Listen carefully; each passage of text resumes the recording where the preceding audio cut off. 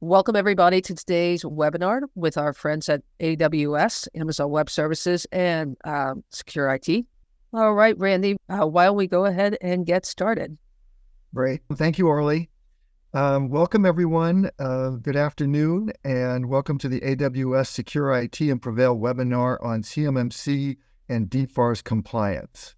Today, we're addressing the significant challenges that defense contractors, particularly small and medium-sized enterprises, face in meeting these regulations.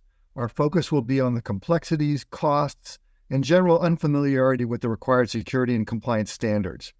This webinar will highlight how Amazon Web Services and Prevail together deliver a robust solution designed to significantly reduce the compliance burden. Our solution for email and file storage and sharing not only simplifies deployment, but also helps organizations step-by-step move towards full compliance by providing the crucial documentation and technology platforms. Additionally, SecureIT, a FedRAMP authorized third-party assessment organization, will play a pivotal role in educating participants about the compliance standards that cloud services must meet, including the critical FedRAMP Moderate Baseline Equivalence to be used for CMMC and DFARS compliance. Today, you will learn how to leverage these resources to enhance your organization's compliance readiness for successful assessments. Let me start by introducing Ted Steffen. Steph is Head of Federal Compliance Acceleration at Amazon Web Services, known affectionately as AWS. He joined AWS in 2016 as the DoD, Department of Defense Compliance Architect, where he led the effort to achieve the initial accreditation for AWS GovCloud in the US, and at the DoD Cloud Computing Security Requirements Guide Impact Levels 4 and 5. That's a mouthful. He now leads a team that is responsible for federal compliance acceleration. He drives the priority of services that go through FedRAMP authorization processes, as well as eliminating blockers to adoption. Ted also sits on the Cyber AB Industry Advisory Group, focused on shaping the Cybersecurity Maturity Model, or CMMC, certification program. And I'll also say Ted is a good friend of Prevail and worked with us for several years in helping us build our platform and deploy our services in a FedRAMP cloud. Welcome, Ted. Thanks, Randy. I also want to welcome Travis Goldbach from AWS. He's the CMMC go-to-market leader there. He started at AWS in 2021 to help AWS customers and partners accelerate their DFARS, NIST, and CMMC compliance requirements while reducing the level of effort and risk. Prior to AWS, Travis was a CMMC program leader at a top managed service security service provider, MSSP, with a focus on helping aerospace and defense companies build their cybersecurity programs to meet stringent compliance requirements. So welcome, Travis. Thanks, Randy. And also with us is Les Boudet. Les is Managing Director at SecureIT, a leading FedRAMP 3PAO, or third-party assessor organization. He's a forward-thinking cybersecurity executive with a talent for helping organizations align IT and cybersecurity operations with corporate strategies for success. With over 30 years of IT and professional services experience, Les is a versatile leader who teams with clients in the areas of information security, cyber risk management, streamlining regulatory compliance operations. And Les was also an original member of the Cyber AB's Accelerating Initial Assessments Working Group. I'll also say that we at Prevail have been working with Les and his team for several years to achieve our own FedRAMP compliance, and he's definitely a good friend of our firm. Welcome, Les. And also Greg LaRoche. Greg is at Prevail. He's head of our product and compliance functions. So he basically drives our product requirements, implementation, and especially our compliance solutions, documentation, something we call Prevail University that helps educate folks. It's great to have Greg here as well. Welcome, Greg. Thanks, Randy. Okay, let's kick it off. Maybe we'll start with you, Ted, since you've been deeply into this CMMC thing. Could you outline the primary requirements for achieving CMMC level 2 requirements and compliance? Yeah, so when I'm thinking about CMMC and even going back to some of the DFARS clauses, I kind of break down these, to a couple of different areas. If we think about DFARS, it basically defined how we meet the cybersecurity requirements in somewhat of a checklist format. where CMMC expands upon that, and it builds out this kind of a maturity model process for achieving cyber. So some of the things that are required to meet it is, number one, you've got to meet all of the NIST 800-171 controls. For level 2, at some point, as the program gets further defined, you'll need to bring in a certified third-party assessment organization to perform that assessment, and then ultimately provide the assessment results back to the cyber AV. Les, you want to augment any of that? I would say for those companies, Randy, that you mentioned are just starting their journey, I think it's important that before they might want to dive into the catalog of controls and the CMMC practices they're going to have to adhere to, they begin a little bit in advance of that, understanding what their compliance obligation is. Go through this by getting the contracts, the DoD-specific contracts that you are executing or that you're chasing opportunities against, and make sure you understand those cyber requirements that are incorporated into those contracts. And then from there, you really start to understand what project teams in your organization are involved with handling this CUI, because you need to be able to understand where that information is flowing in the organization, defining that boundary. And this is where a lot of small and medium businesses begin to struggle when they realize where that CUI is scattered about their organization, their subcontractors, maybe some external service providers. You begin to realize perhaps we ought to think about an alternative solution, an easier path at least to begin with, using a ready-made compliance solution. The Prevail AWS solution you'll be talking about today is one of those examples, but are there some other solutions you might consider to house that CUI? So going through that exercise before you dive into, are we meeting these requirements, I think is a critical step for organizations to consider. One more for you, Les, while you're at it. We're focusing a lot on CMMC, but how would you characterize the differences between DFARS and CMMC? Good question. First off, I would say that both the DFARS rules that we'll be referencing frequently today, as well as CMMC, both of those things are tightly aligned to DoD's security and data protection requirements that they're imposing on their supply chain, the DIB, right? So they're both aimed at helping companies comply with those security requirements. But as Ted indicated earlier, the DFARS clauses, they introduce what the requirement is, what your reporting obligations are, making sure this is the security framework 800-171 for level 2 that you must adhere to as a contractor handling CUI. What it doesn't do very well, DFARS, is apply the enforcement and the verification very well. It will tell you what you need to do. It'll ask you to report your scores as a contractor, but it really can't verify at scale. When you think about the hundreds of thousands of companies that are handling CUI, are these companies adhering to this requirement? And that's where the CMMC model does a wonderful job of that enforcement and that scalable verification mechanism. So you have a well-defined model, level 1, 2, and 3, clearly indicates for the contractor based on your level that'll be incorporated into your contract when rulemaking is done, what you have to meet. Then number 2, and using DoD parlance, force multiplier, the C3PAOs and the certified CMMC assessors, this force that's going to be available to go out at scale and validate for the DoD the adherence to this. And then don't forget, now CMMC is going to incorporate a specific CMMC certification requirement into the acquisition, and that's going to be dependent on contract award. So it's going to get the attention of the contractors. You do this, or it could impact contract award. Yep. Travis, let's dive one more level of detail on this. DFARS and CMMC mandate the protection of controlled unclassified information using the 110 controls from NIST 800-171. Can you just summarize a little bit what the requirements are there? Yeah, so the Defense Federal Acquisition Regulation, or DFARS, and the Cybersecurity Maturity Model Certification, CMMC, really do require the protection of controlled unclassified information utilizing the 110 controls that are outlined in the National Institute of Standards and Technology, Special Publication 800-171. And these controls serve as the foundation for securing sensitive information and are essential for organizations seeking to do business with the DoD. So compliance with these requirements actually ensure the safeguarding of the CUI against various cyber attacks and vulnerabilities. And Ted, talk about AWS GovCloud. What is that? What is its role in and the benefits of using it to get to compliance?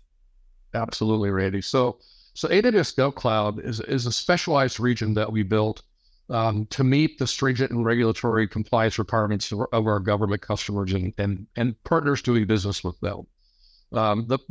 The way I look at GovCloud is I kind of break it down into 5 primary benefit areas. Number one being compliance. So GovCloud is built to comply with the various government regulations and standards, including ITAR, or International Traffic in Arms Regulations, FedRAMP, the Federal Risk and Authorization Management Program, the DoD Cloud Computing Security Requirements Guide, Criminal Justice Information, IRS 1075, et cetera, et cetera. Now, this compliance enables our government agencies and their partners to securely handle their sensitive data and workloads in the cloud. Security. AWS GovCloud offers the same robust security features and controls as other AWS regions, but with additional layers of security tailored to meet the specific needs, again, of our government customers, including encryption, a separate identity and access management stack, additional network security, logging, monitoring tools to protect the data and applications that our customers run. Service availability. We offer a comprehensive set of AWS services authorized to the FedRAMP High standards and DoD Impact Level 5. Operational efficiency. By leveraging AWS GovCloud, our government customers and organizations supporting them can benefit from the scalability, the elasticity, and cost effectiveness of cloud computing. And then from disaster recovery and continuity of operations, we offer 2 separate regions of GovCloud, one on the East Coast, one on the West Coast, allowing our partners and customers to build in highly available and disaster tolerant workloads that can easily be moved from one region to the next. Yeah, and I'll speak for us. We use that stuff. We built Prevail on top of the GovCloud platform, and we definitely take advantage of the 2 separate regions so that we're constantly backing up customers' data on opposite coasts. So if anything were to happen to one of those data centers, there's always another highly available center that's on the opposite coast. So absolutely, even with diverse telecommunications and power. Yeah. Travis, for you, you can make a plug. How is adopting the cloud platform streamline processes for those seeking CMMC compliance? Sure. So it can really streamline CMMC compliance in several ways. The first one would be the centralized security management, which will allow organizations to efficiently implement and monitor and manage security controls across their IT infrastructure, including their CUI-related systems and data. The second one would be the built-in security controls, and these are going to be pre-configured security controls, so you can significantly reduce the burden on your organization when implementing CMMC requirements. The third would be scalability and flexibility. And I know Ted touched on this, but with AWS and cloud platforms, they offer scalability and flexibility, which will allow organizations to easily adjust their IT resources based on their compliance needs and their business requirements. And then lastly, access to experience and support. So AWS offers dedicated compliance, expertise, and support services to help organizations navigate the complexities of CMMC compliance. Thanks, Travis. Greg, let's talk about Prevail for a little bit. How does Prevail's solution, built on top of AWS, how does that address compliance challenges for organizations? Yeah, so I'll just say our typical use case is as a subscription-based cloud service. Prevail is designed to easily drop into an existing IT environment, and that provides a customer with a parallel, secure, compliant environment hosted in AWS GovCloud. Use that to process, store, and transmit their COI data. So directly using Prevail that is backed by AWS together, that provides a solution that is a compliant environment. So customers will typically designate users and endpoints that are in scope for COI, their compliance boundary, and then they'll deploy Prevail to those people and devices. And that also allows them to keep the commercial or non-COI parts of their business to continue on as is without disruption or migration. So selecting AWS GovCloud provides, when we selected them as our partner, it definitely provides a compliant environment that our platform could be developed and run on. And that provides customers ultimately with a very simple, efficient solution they can deploy very quickly. Great. Les, I'm going to ask you to demystify this thing called FedRAMP. It's in the regs. It seemed to be going along okay. And then there was a memo from the DoD that talked about defining FedRAMP Moderate Equivalency that got people inside the tent, whatever, pretty stirred up, whatever. Just help us understand, what is FedRAMP? What is equivalency? How to think about all these things, and maybe a little bit more on the requirements there, and what contractors need to pay attention to in this whole realm. It's still being demystified, Randy. Let's just be clear there. But no, proper FedRAMP authorization is intended for those CSPs that have cloud service offerings that are being utilized by federal agencies. So inside the government arena. Now, obviously, out in the GovCon community, there are a lot of commercial CSPs providing cloud service offerings to the government contractors, but have no intention, at least today, selling those offerings into the government. So FedRAMP authorization is not something that those commercial CSPs are even targeting today. But here comes CMMC and kind of the blast radius of the requirements for a GovCon to make sure they're handling their CUI properly. And so any GovCon that's utilizing a CSP for a cloud service offering must now consider, if I'm putting my CUI into that cloud solution, then that cloud service offering must meet FedRAMP Moderate Equivalency, because they don't already have a pre-existing FedRAMP authorization. So that's where this requirement came in. And as you alluded to, Randy, it showed up first in that DFARS 7012 clause that Travis mentioned earlier, whereby it clearly states that if a contractor is transmitting or using CUI in the performance of a contract and it's being managed within a cloud service offering, then that CSP's cloud service offering must meet that FedRAMP Moderate Equivalency. If you go look that up, Randy, that's 325 controls in this catalog with some nuances around the cloud security elements of those controls that must be implemented. And as Prevail knows intimately, that's a large undertaking to go through that FedRAMP Moderate Equivalency assessment. What is it? You mentioned the memo back in December of last year.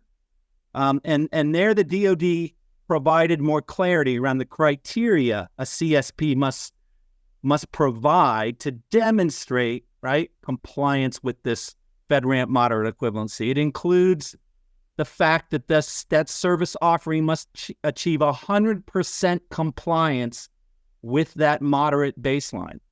What does that mean? That means no POAMs during the assessment. Every requirement must be satisfied as you go through and complete the assessment. That's a rather large order to go through that. That compliance validation must happen through the lens of a 3PAL. Organizations such as SecureIT that are accredited to do formal FedRAMP authorizations are the only entities at this point in time the DoD has designated authorized to come in and do a FedRAMP Moderate Equivalency for you and validate that 100% compliance mark. And then along with that, finally, Randy, is a body of evidence, a compilation of documentation, system security plan, customer responsibility matrix, the assessment report are some of the highlights of that body of evidence that CSP must produce and provide back to their GovCon clients as part of their CMMC accreditation to demonstrate that equivalency. I hope I didn't just lose everybody through all of that. Yeah, well, maybe let me play back, Please. that just so everybody gets it. So the regs say that if you're a contractor and you're going to store controlled and unclassified information in some cloud service, or you're going to use a cloud service where the controlled and classified information is going to be, involved with that cloud service, you got to make sure that the cloud service provider meets these FedRAMP moderate baseline standards. And there's two ways they could do that. They have an authorization, which they only get if they're selling to the government, or you as a contractor need to assure yourself and your auditors and so forth that cloud service provider meets the equivalent of it. And the equivalent, and the feds laid out things that the cloud service provider needs to give you, including an attestation from a accredited audit assessor organization like LES's and a bunch of other stuff. And that also says they have no plans, they've implemented everything. And only then can you consider that cloud service provider worthy of being used to be compliant with what you need. That's correct. And I think it's worth noting, if you read that DoD memo, while the onus is on the CSP to demonstrate that their cloud service offering is meeting FedRAMP Moderate Equivalency, all of the wording within that memo puts the onus on the contractor that's using that cloud service offering to ensure that their CSP is meeting that and providing that information. So it's not like the organization seeking CMMC can just say, hey, over to you, CSP, you've got your things to do. While that's true, the accountability falls right back into the lap of that organization who's putting their CUI into that cloud service offering. Okay. So there's a continual obligation for the contractor working with their CSP to demonstrate to the DoD that CUI is being protected according to that memo.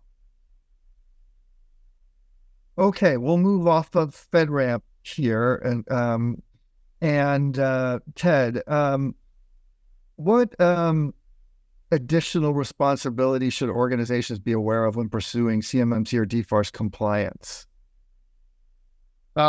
So probably one of the primary ones is knowing that you're going to have to engage with a C3PAO, a certified third-party assessment organization, to have an assessment performed. And then once that's complete, then you're going to have to continue maintaining that assessment and ensuring that all of the work that you're doing is compliant. With CMMC and when we start engaging with cloud service providers such as AWS, you've got to be very aware of where your data is, where the CUI is within your environment, so that you can appropriately document that, track that, and be able to represent that to the assessors. Great. There's a few questions of this ilk in the Q&A that people are posting, but I'm going to ask first of Greg and then of Travis. Greg, what does Prevail do to assist organizations with their compliance, let's say documentation? It's not just the product itself, but the documentation. Yeah, that's a fantastic question, because mainly there's a lot of extra effort, hours, work required to document your program in a way that's going to meet the requirements of NIST 800-171 and pass an assessment at the end by a C3PAO. So what we do as a solution provider, Prevail, we offer a set of documentation, videos, guides that are designed to assist a defense industrial-based company on their compliance journey. more or less regardless of the level they have of in-house expertise. So in addition to the instructional videos and checklists, the materials also have pre-filled templates for a lot of the essential documents that are required during assessment, including the system security plan, the customer responsibility matrix, the POAM tracker. Like all of these things are intended to assist and speed along a defense industrial-based company to help them implement a program that will satisfy the requirements and pass an assessment with ideally a perfect score of 110.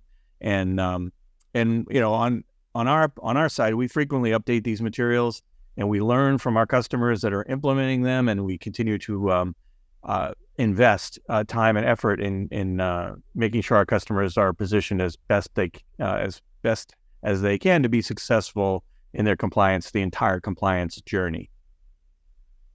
And similar question to Travis: what does AWS do to help people in this whole journey? Yeah, so AWS has a service called AWS Artifact, which is a no-cost self-service portal for on-demand access to AWS compliance reports. And within that, there's 3 main documents that customers are downloading to help them on their CMMC journey. The first document or set of documents is called the FedRAMP Customer Package. And the FedRAMP Customer Package is designed to provide guidance, reduce complexity, as well as ease the effort to architect your compliance strategy. It includes a control implementation summary, which summarizes FedRAMP and DoD control ownership, and then documents which controls are the responsibility of AWS, the customer, or a shared responsibility. Also within that package, there's the customer responsibility matrix, which provides a control-based breakdown of defined customer responsibilities within the AWS shared responsibility model, and then how it relates to the FedRAMP and DoD security controls. And the last piece within that is our annual approval letters that are from the Joint Authorization Board, so the JAB, summarizing the approvals for our US East-West region, where we have FedRAMP Moderate Authorized Services, and FedRAMP High GovCloud region, which offers those FedRAMP High services. The next documentation that we have is our customer compliance guides. And this is going to go into more detail around service by service guidance. It's for over 100 different types of services and features that AWS has and customer compliance guidance. It maps to over 30 different security topics, for instance, access control, encryption at rest, encryption in transit. There's also customer guidance and supporting features that are available. And it's mapped to CMMC, NIST 800-171, and 14 other different compliance frameworks. So that's the second one. And then for customers that are utilizing the Landing Zone Accelerator on AWS, that's our secure, scalable multi-account environment. We have a Landing Zone Accelerator or NIST 800-171 CMMC customer responsibility matrix, which provides the controls that you can inherit and the responsibilities when utilizing that solution. Ted, I'm going to throw this next one at you, and you're in the process of responding to it, I see. But because I think there may be some confusion, what's Prevail, what's AWS or whatever. And there's a question, is GovCloud available to small businesses to use? And maybe also help clarify, what are the kinds of services one would expect from a GovCloud? And, maybe help position that for everybody. That might be helpful. No problem at all, Randy. You caught me trying to get an answer. Yeah. Yeah. So we actually have hundreds of partners that utilize GovCloud in support of whether it's defense industrial-based contracts, FedRAMP workloads for government customers or DoD customers, and also, other highly regulated industries. We've got a lot of financial customers and partners that operate in the GovCloud region. What's there for them is, we take and deploy a service into a region, and then based upon customer demand, and that's really what we use to get a service into the GovCloud region is how many customers that we have that are asking for that there. So we get it there, we get it launched, we go through the appropriate settle-in period for that service. and then bring in our third-party assessment organization to take it through the FedRAMP and the DoD process. For those services, we've got a webpage called the AWS Services in Scope for FedRAMP and DoD. It enumerates, what services are available there, and we're continuously adding more services to that region all the time. Greg, maybe touch a little bit more on, you talked about documentation and things like that, but what are other elements of Prevail running on AWS solution, not just the documentation, that can also help speed compliance and, more importantly, reduce the cost? Sure. We have one program that's ideally aimed right at this problem. I'll start with that. We mentioned the compliance content library is one way to save time and money on your compliance effort, but we also offer a package solution that was really tailored to the small and mid-sized defense industrial base company. And we call this Prevail Pass. And it's a bundle that includes licenses, up to 3 users at the lowest price point, plus access to all of the compliance documentation I talked about earlier, and the video content, all bundled together at a compelling price, right? So we also, in addition to that, we also certify a preferred set of advisors and assessors as part of our preferred partner program. So that really helps connect a defense industrial base company with resources, if they need them, that are both familiar and also efficient in working with Prevail technology and our documentation. So there's a real advantage in time, money, effort, efficiency if you're going, making use of our tools and assistance, and also using partners that are already trained on all these materials. So there's a lot of goodness in there in terms of efficiency and an approach that can be more predictable and less costly. Right. Now, just while we're on this subject of, kind of what folks on the panel here, their companies can do to help in achieving compliance, Ted and or Travis, anything you want to add that we may have missed on the AWS front? I think Travis covered a bunch of this already, but, when I think about the resources that we have, the customer implementation summary, customer responsibility matrix, the customer compliance guides, the landing zone accelerator, and we actually have a customer responsibility matrix based upon that for GovCloud. So lots of documentation available, but we also have, people like Travis and myself that are able to hop on the phone or hop on a video call and chat with a customer or partner on what the requirements are and how to help interpret them, and then implement those requirements on top of AWS. Travis, you want to add anything? Yeah, I would just add, we did talk about our FedRAMP authorized services at moderate and high, but within those FedRAMP authorized services, we have our security, identity, and compliance solutions. Those are services that align with the NIST cybersecurity framework for identify, protect, detect, respond, and recover. And then we also have additional solutions like our AWS Conformance Packs, which is a collection of configuration rules that customers can utilize to deploy in their environment, to configure their environment to meet NIST 800-171 or CMMC level 1 and 2. And then we also have Audit Manager. Audit Manager is going to continuously audit your environment. You're able to generate reports based off of that audit. So you can utilize those reports as that objective evidence when you are going into an assessment with a third-party assessor. I think those are the only 2 solutions that we didn't cover. But as Ted said, we're here to help support all of the defense industrial base and look forward to speaking with everyone that's listening to this call.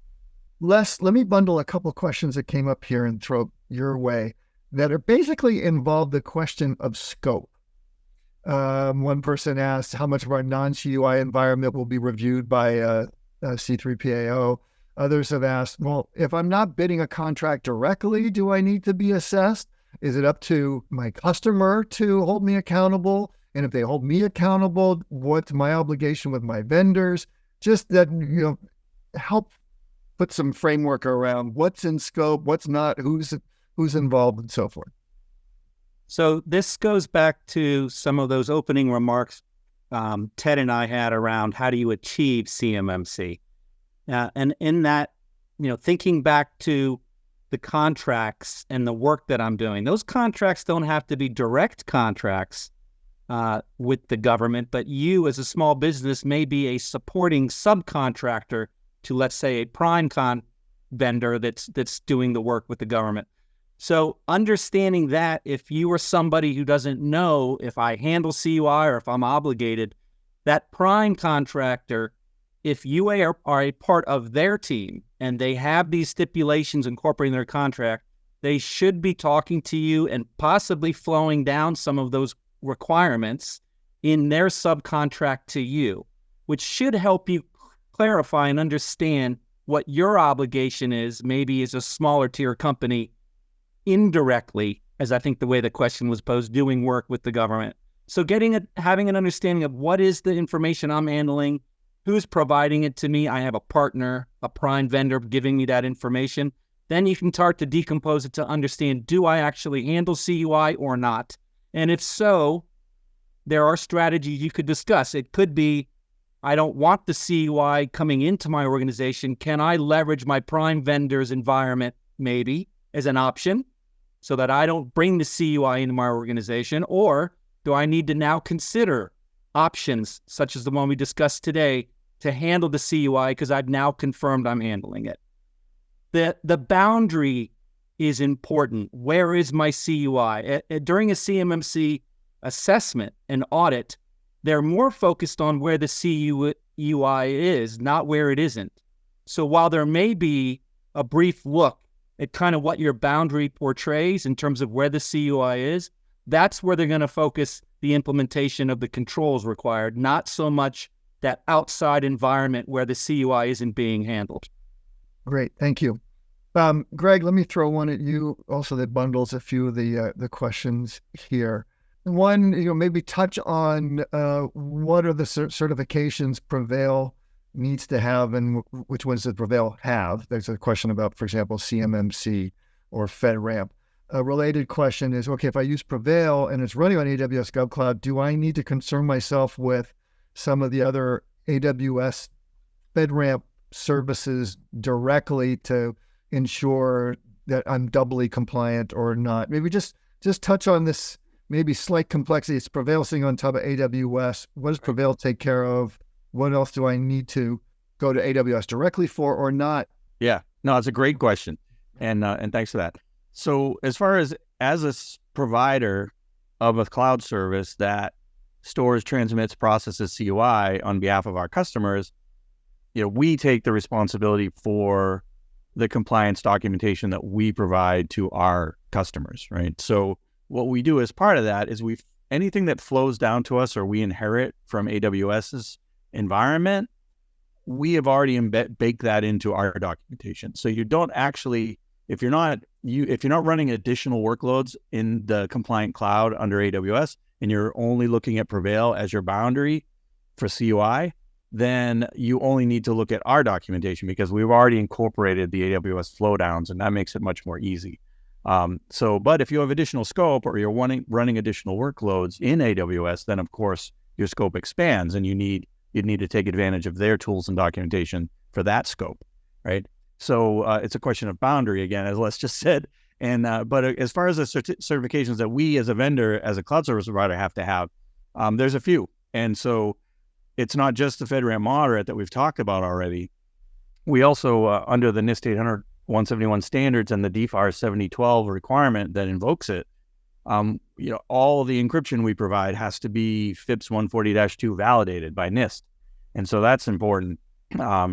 We have to, we ourselves as a vendor, we don't need to have a CMMC certification unless we're accepting government contracts that have the 7012 clause, which we do not sell to the government currently as a vendor, which is the reason we pursued FedRAMP Moderate Equivalency as opposed to authorization. If we were selling to the government, we'd have an authorization. And so that, that's a little bit confusing to folks, but that's why the equivalency program exists. It's because not all cloud service providers sell to the government. And so, and then the last environment I would say is that we have to accept the DFARS flowdowns as a provider. So DFARS 7012 includes a lot of language about how to support cyber incident reporting and the hanging on to forensic records in the event of a cyber incident that's reported to the DoD, we as a provider have to be able to support that investigation. And so there's a bunch of requirements that's summarized under the paragraph C through G under 7012, and we have to accept responsibility for those as well as a provider. So hopefully that adds a little more clarity to some of those requirements. If I may, I'll add one last point. We will give you a customer responsibility matrix that clearly delineates for all the various requirements. If you need to do something on your end to use Prevail in a compliant way, we kind of call that out so there's no ambiguity there, and we're required to do that too. Wrapping up here, Ted and Travis, anything else you want to wrap up with that you may not have had a chance to cover? And I'll give Les, you and Greg the same opportunity as well. If we've covered everything, that's okay, but just give you a chance to have last word. Yeah, Randy, thank you for that. I think we've pretty well covered it. I just want to kind of call out again that Travis and I are available for any kind of CMMC related questions in regards to running workloads on AWS. We're here. We're always happy to help. Les, anything you want to add that we didn't get a chance to touch on? No, I think, thank you once again for having me. I still think based on some of the questions out here, there's a lot of confusion, understanding what the rules are, what do I have to do, those kinds of things. And SecureIT, also happy to have conversations with companies trying to figure out and understand what a roadmap looks like for them. The other thing I would just close on is I know the DoD has released a new cybersecurity strategy and plan for 2024 related directly to the DIB. So even as everyone braces for the release of CMMC getting through rulemaking, I don't think it's the end of the story. I do think the DoD understands the complexities, the struggles the DIB and contractors are facing, and is going to continue to try to collaborate with this community to make everything more secure. So being a part and participating and asking questions is the best way to stay involved. And thank you again for having me. Thanks for being here, Les. Greg, anything you want to wrap up with? Just a last note, a reminder to folks that on the Prevail website, there is a way that folks can engage directly with our compliance team as well, and can schedule 15-minute calls with folks on my team, including registered practitioners, and they can fill you in on more information about our documentation that's available, and or answer specific questions about how Prevail helps you meet your compliance requirements.